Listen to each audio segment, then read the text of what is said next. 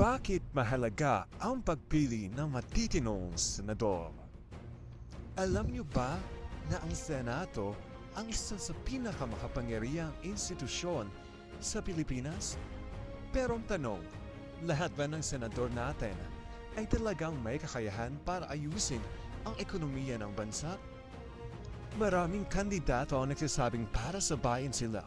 Pero ang tanong, may sapat ba silang kaalaman at karanasan para gumawa ng batas na tutugon sa inflation, trabaho, at foreign investment?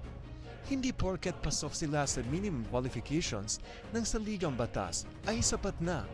Kailangan natin ng mga senador na hindi lang sikat kundi may alam. Isa sa pinakamalaking problema natin ngayon ay mataas na presyo ng bilihin.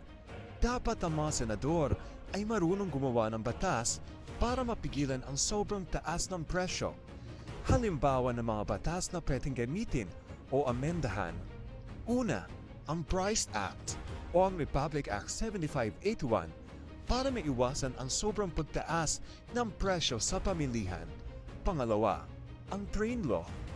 Ang tamang tax policy ay dapat nakakatulong sa lahat, hindi pabigat sa may hirap. At malaking tanong, kung ang isang senador ay walang alam sa ekonomiya, paano niya mapapababa ang presyo ng bilihin? Kailangan natin ng mga batas na magpapalakas ng job opportunities at magbibigay ng seguridad sa mga manggagawa. Halimbawa ng mga batas tungkol sa trabaho, Telecommuting Act o ang Republic Act 11165, mas flexible na trabaho para sa mga empleyado.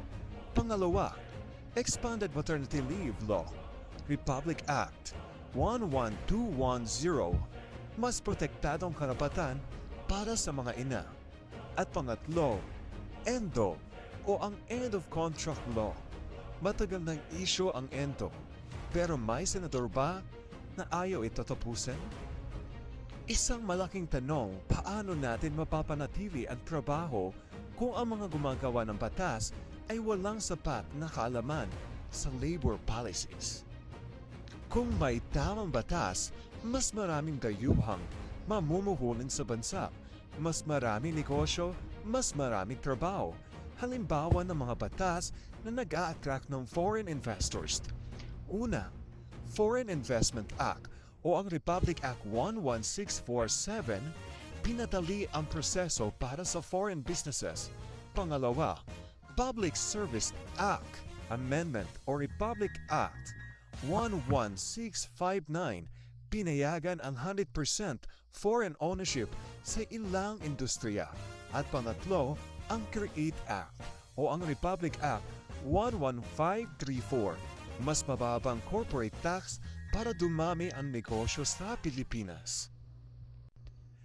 Pero papaano tayo makakaakit ng foreign investors kung ang mga senador natin ay walang alam sa international trade at business policies? Bumalik tayo sa kwalifikasyon ng mga senador. Sinasabi ng konstitusyon na kahit sinong Pilipino na marunong bumasa at sumulat ay pwedeng maging senador. Pero sapat na ba iyon?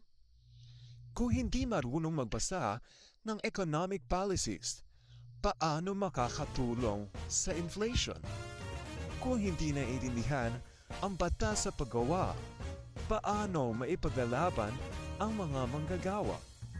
Kung walang kaalaman sa foreign investment, paano mapapaunlad ang ekonomiya? Ang ekonomiya ng Pilipinas ay hindi laruan. Kailangan natin ng mga senador na may sapat na edukasyon, karanasan, at dedikasyon sa pagunlad ng bansa.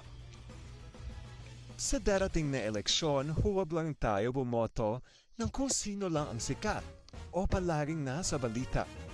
Ang Senado ang gumagawa ng mga batas na direktang nakakaapekto sa ekonomiya, trabaho, at presyo ng bilihin. At huwag kakalimutan na piliin ang may karanasan at tamang edukasyon. Piliin ang may malinaw na track record sa batas at ekonomiya. At piliin ang tunay na may kaalaman sa pagunlad ng bansa. Dahil ang mahinang Senado ay magdudulot ng mahinang ekonomiya at ang tamang Senado ay magdadala sa atin sa mas maunlad na Pilipinas.